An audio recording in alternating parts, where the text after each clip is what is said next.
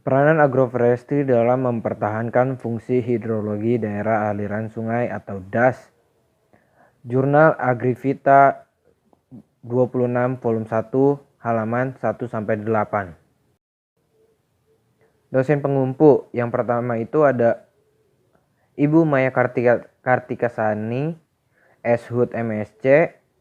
Yang kedua ada Bapak Dr. Slamet Budiono. Yang ketiga ada Ibu Dr. Hajah Bainasari Dewi, S.Hud MP. Yang terakhir ada Bapak Dr. Insinyur Gunardi Joko Winarto MSI. Reviewer Tony Revaldo, MPM 18 14 15 10 54, angkatan 2018, Kehutanan Fakultas Pertanian Universitas Lampung. Pendahuluan. Konsep pengelolaan daerah aliran sungai atau DAS sebagai penyediaan air berkualitas baik secara terus-menerus mungkin merupakan konsep lama yang hampir sama lamanya dengan konsep pertanian beririgasi. Namun demikian, masih terdapat ketidakjelasan antara kriteria dan indikator yang dapat memenuhi harapan realistik kita yang didasarkan pada hubungan sebab akibat pengelolaan DAS dan pengikutsertaan multi pihak. Seperti yang digambarkan pada gambar 1, yaitu hubungan antara pengelolaan DAS berkelanjutan dengan fungsi hidrologi dan agroforestry. Pembahasan kriteria dan indikator. Hingga tingkat curah hujan tertentu, fungsi hidrologi daerah aliran sungai adalah berhubungan dengan kemampuan DAS dalam hal 1. Transmisi air, 2. Penyangga pada puncak kejadian hujan, 3. Pelepasan air secara perlahan, 4. Memelihara kualitas air, 5. Mengurangi perpindahan massa tanah, misalnya melalui longsor, 6. Mengurangi erosi, dan ketujuh, mempertahankan iklim mikro. Berikut merupakan tabel tentang 7 kriteria dari fungsi DAS yang berhubungan dengan karakteristik lokasi dan aliran sungai, relevansinya dengan multi pihak yang tinggal di daerah hilir, serta beberapa indikator. Hubungan hidrologi dengan tutupan lahan. Hubungan antara tutupan lahan oleh pohon baik penuh hutan alam maupun sebagian hutan parsial seperti agroforestry dengan fungsi hidrologi dapat dilihat dari aspek hasil air total dan daya sumber sanggah DAS terhadap debit puncak pada berbagai skala waktu.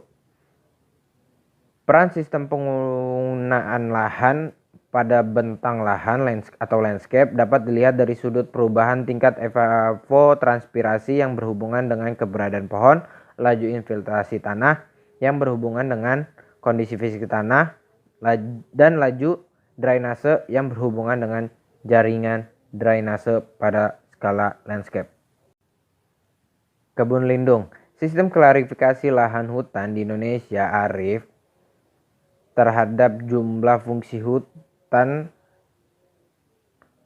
tersebut antara lain meliputi konservasi, perlindungan DAS, produk kayu dan non-kayu, aturan yang ada tentang penggunaan lahan bervariasi tergantung pada fungsi utama yang lebih dipentingkan.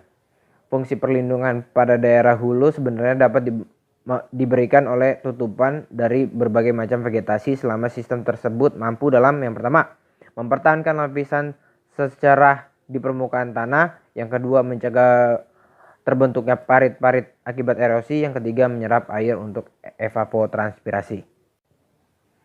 Sistem pendukung negosiasi. Sekitar 70% dari total luas lahan di Indonesia diklarifikasikan sebagai hutan negara atau kawasan hutan, di mana keputusan akan akses terhadap lahan diambil oleh pada tingkat nasional, terutama sebelum tahun 1998 dan pada tingkat lokal setelah tahun 1998. Pada berbagai daerah, hubungan antara pemerintah lokal dan petani sering tidak harmonis terlepas dari lamanya petani tinggal di wilayah tersempat. Konflik antara pemerintah dengan masyarakat, pemanfaatan hutan biasanya memperburuk keadaan, baik terhadap keadaan hutan maupun keadaan masyarakat. Keuntungan sering diambil oleh mereka yang melakukan penebangan hutan baik secara legal maupun ilegal. Undang-Undang Kehutanan tahun 1997 yang memberikan kesempatan bagi masyarakat lokal untuk mengelola hutan dan berbagai peristiwa sesudah reformasi serta otonomi pemerintah sudah dikurangi wewenang pemerintah pusat terhadap kawasan hutan.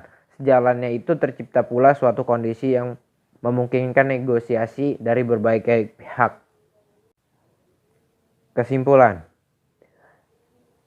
Kesimpulan utama bahwa berbagai bentuk agroforestry seperti hutan lindung atau repong yang telah banyak dipraktekkan petani dapat mempertahankan fungsi hidrologi hutan lindung dan sekaligus memberikan penghasilan kepada masyarakat di desa yang kepadatan penduduknya sekitar 50-100 orang. Namun sayangnya kebun lindung sebagai sistem penggunaan lahan yang akrab lingkungan masih belum diakui oleh semua kalangan sehingga belum banyak diadopsi dalam program nasional pengelolaan DAS. Apalagi negosiasi tentang penggunaan dan pengelolaan lahan dapat didasarkan pada kriteria indikator fungsi hutan bukan berdasarkan sistem penggunaan lahan, maka berbagai menana dapat memenuhi keinginan berbagai pihak. Sekian presentasi dari saya Tony Revaldo. Terima kasih.